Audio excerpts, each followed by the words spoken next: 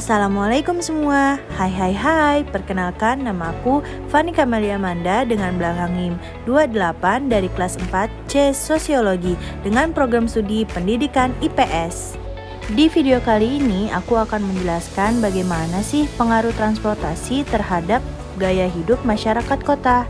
Video kali ini ditujukan untuk memenuhi tugas akhir mata kuliah Sosiologi Perdesaan dan Perkotaan yang diampu oleh Profesor Dr. Haji Rusmin Tumanggor MA dan Ibu Cutdin Nurwahida MA. Sebelumnya, aku akan menjelaskan apa sih transportasi itu. Transportasi adalah pemindahan manusia atau barang dari suatu tempat ke tempat lainnya dengan menggunakan sebuah wahana yang digerakkan oleh manusia atau mesin. Transportasi digunakan untuk memudahkan manusia dalam melakukan aktivitas sehari-hari. Di negara maju, mereka biasanya menggunakan kereta bawah tanah atau subway untuk taksi. Penduduk di sana jarang yang mempunyai kendaraan pribadi karena mereka sebagian besar menggunakan angkutan umum sebagai transportasi mereka. Lalu, ada apa aja sih macam-macam transportasi?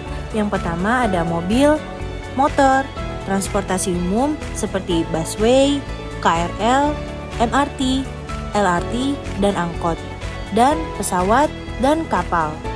Selanjutnya, aku akan mewawancarai orang-orang dengan beberapa transportasi yang mereka gunakan.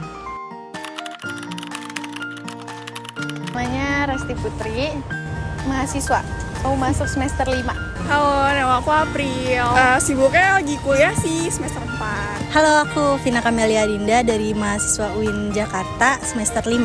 Aku Aurelia Bintang, aku sekarang lagi kuliah semester 2, OTW 3 berarti ya.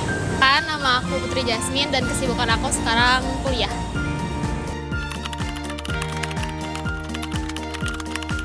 Kalau aku biasanya berpergian itu pakai TJ sih, Transjakarta yang busway. Aku sih pakai motor ya, biasanya, soalnya lebih cepet, satset juga kan. Biasanya transportasi umum kayak Jaklingko gitu ya, yang biasanya ada di Jakarta. Aku pakai kendaraan pribadi yaitu motor, alasannya karena emang punya itu aja. Aku pakai mobil sih ya kalau ke kuliah, karena satu, aku kayaknya nggak kuat panas, nggak kuat desek-desekan pakai angkot, jadinya aku prefer pakai mobil.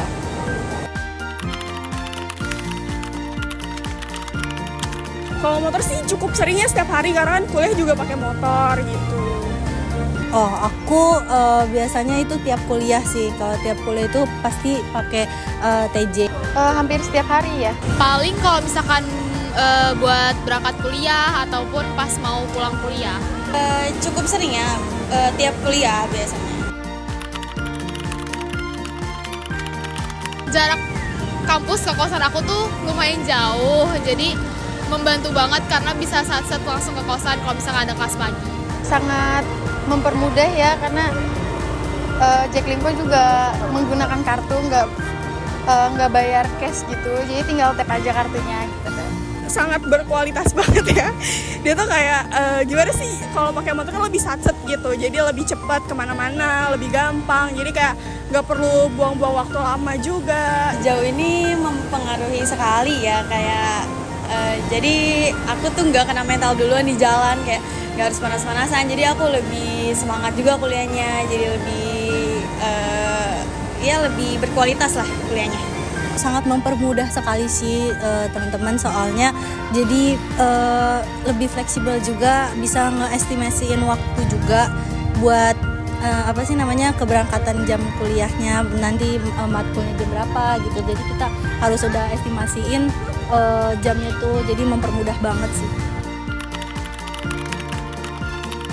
Pernah banget sih, paling kalau misalnya kayak macet tuh, terus kayak udah nggak bisa gerak sama sekali, itu kayak terus udah 5 menit lagi masuk kelas kayak langsung kayak aduh mending muter balik deh. Kalau keterlambatan aku usahain seminimal mungkin ya, karena kan aku juga tahu kalau misalnya daerah sini tuh macet, jadinya aku harus berangkat lebih awal supaya menghindari kemacetan itu. Kendala memakai motor tuh kalau misalkan tiba-tiba banyak kempes, ataupun kalau misalkan bensinnya lupa diisi gitu, paling kendalanya di situ aja sih. Sejauh ini nggak terlalu